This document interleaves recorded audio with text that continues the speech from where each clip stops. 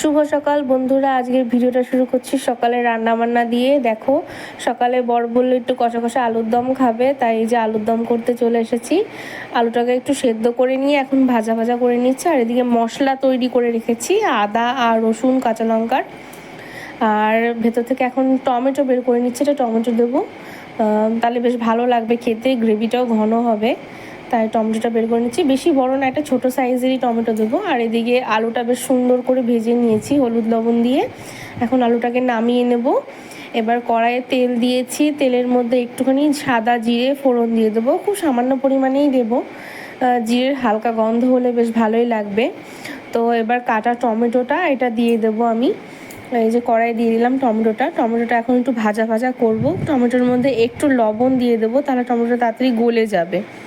এখন লবণটা দেওয়ার পর দেখো, লবণটা ঠিক দিতে পারিনি, ভিডিওটা করতে গিয়ে আমি ঠিক খেয়াল করতে পারিনি যে লবণটা হাতার ওপর পড়েছে আমার।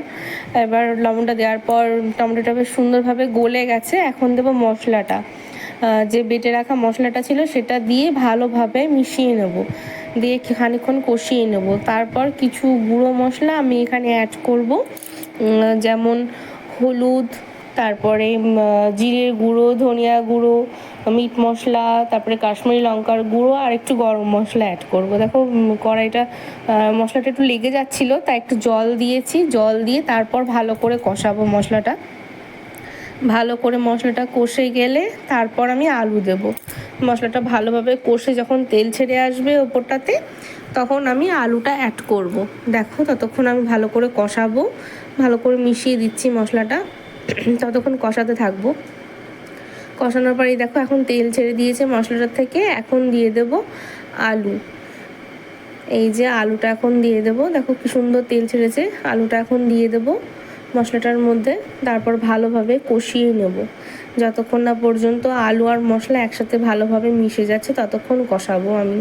আর আলুটা যেহেতু আগে থেকে সেদ্ধ করা ছিল, তাই আমাকে খুব বেশি একটা জল দিতে হবে না, আমি কষানোর পর খুব সামান্য পরিমাণেই জল দেবো। আর এদিকে দেখো রুটি করবো, তাই আটা মাখতে চলে এসেছি। আর এই যে রুটি না, পরোটা করেছি, একটু পরোটা খেতে মনে হচ্ছিলো।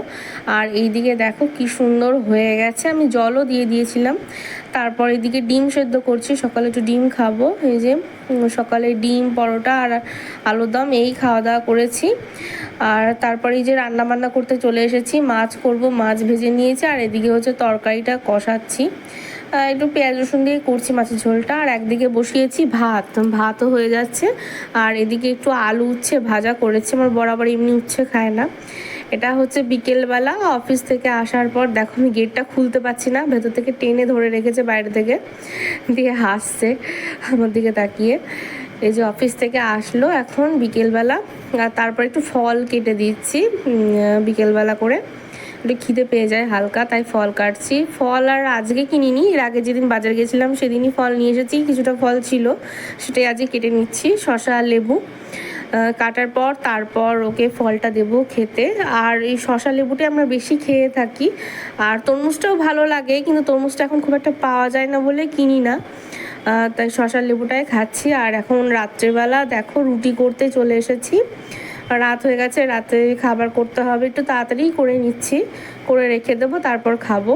আটাটা মাখছি, তারপর রুটি করব রাতের জন্য। এই যে রুটিটা হয়ে গেছে, রুটিটা ধুয়ে রেখে দিয়েছি যাতে একটু নরম থাকে তার জন্য, আর গ্যাস অম্বলও কম হয়। আর এদিকে রুটি করার পর জায়গাটা নোংরা হয়ে গেছিলো আটা পড়ে, তাই এটাকে একটু পরিষ্কার করে নিচ্ছি ভালো করে মুছে, না হলেই পিঁপড়ে ধরবে, দাগ হয়ে যাবে, ভালো লাগে না দেখতে, এই জন্য আমি সঙ্গে সঙ্গে মুছে দিই। আর এদিকে রুটি করেছিলাম যে তাওয়াটাতে, সেটাতেই সকালের আলুর দম ছিল, সেটা একটু গরম করে নিলাম। এখন এই যে এনাকে খেতে দেবো, উনি খাবেন।